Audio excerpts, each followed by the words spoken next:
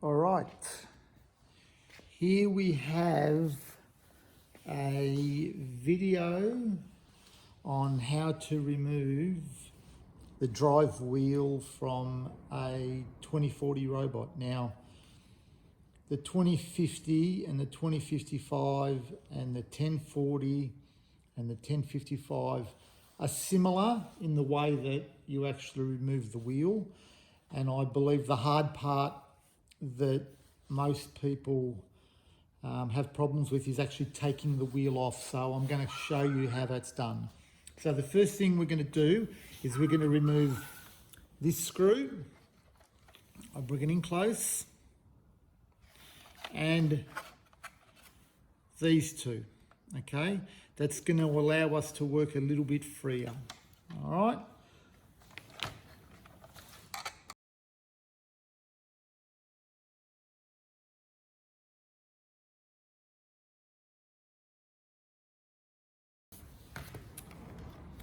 All right, now as you can see, the head's now free and it's much easier to work with. Right, then we're going to remove these 4 screws, all right?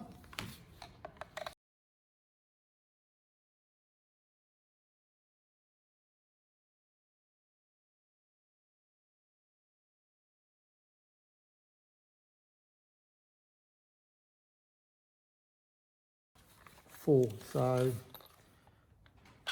we've removed the 4 screws. Now, we carefully pry it apart. Now you will see we have a ball bearing in the bottom with a spring beneath it. You don't want to lose these. All right, now, here's our trusty little wheel. This screw here, to remove it, you actually have to turn it clockwise, not anti-clockwise. So, let's have a look. All right, I hold the wheel and I turn clockwise, okay? It's the opposite to the way you would normally remove most screws. Okay, so we've removed this 1 screw. Now, these wheels can normally be quite tight on here, okay? This one I've done a test demo and I've actually removed it in the past just to show some people.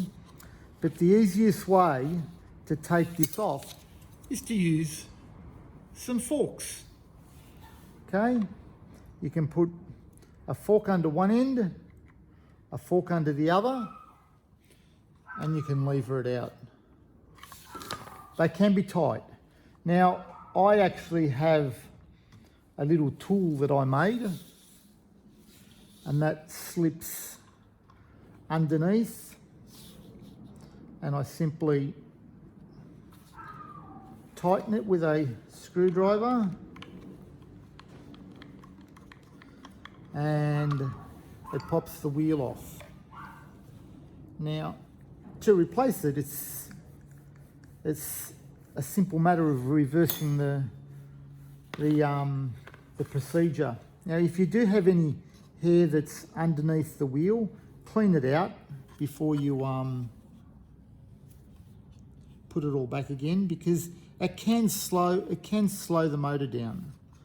All right, this one actually does have a little bit there.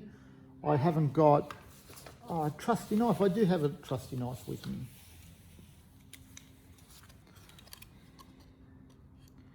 Just be careful when you do this, and just take away any hair that's caught under here.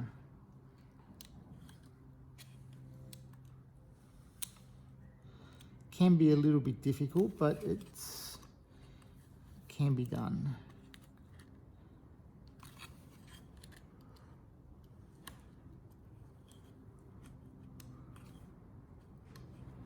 And then when all the hair's gone, You put the wheel back. You can put a new wheel back. Get the screw.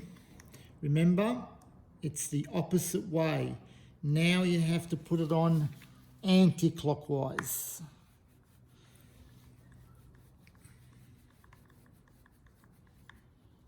Okay. Now the easiest way to put it all back together again is to take the half that has the ball bearing, put our friction block in there.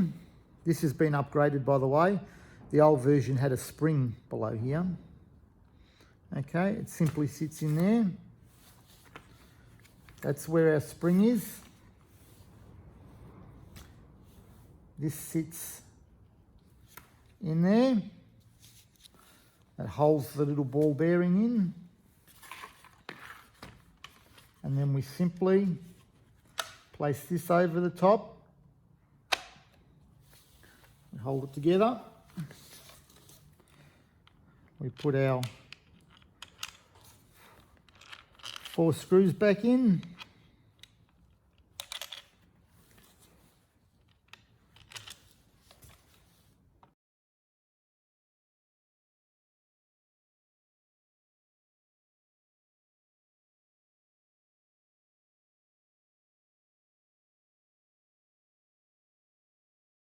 It could possibly be that one of the connections has come off the actual motor, which would need to be soldered back again. Now, the little red circle, I'll try to point to it. See the little red circle? Okay. Oh, the little circle, I should say. That's the positive side of the motor. All right? The other side's the negative side. All right, just make sure that they're soldered on properly. All right, we'll just slip this back in.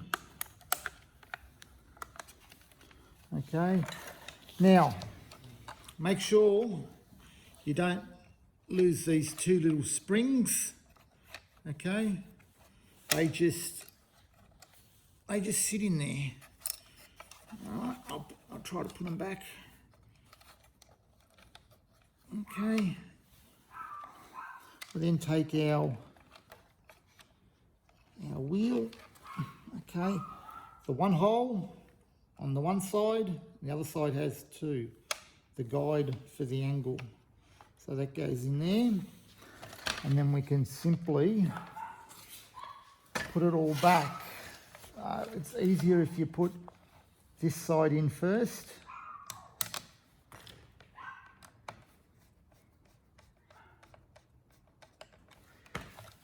Turn it over. You've got your pointer.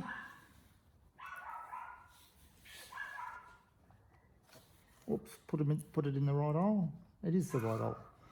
All right, I can locate that back in there. We won't tighten it all the way up. And then we get our last screw. Put that one in there. And now we can tighten this up. You should be able to hear it click. This one's been cleaned before. As I said, this is a 20-year-old robot. It does need the spring replaced on the inside, but it still works quite well. Hope it helps. Any questions, just leave it in the comments below, and I'll try to answer them the best I can. Thank you.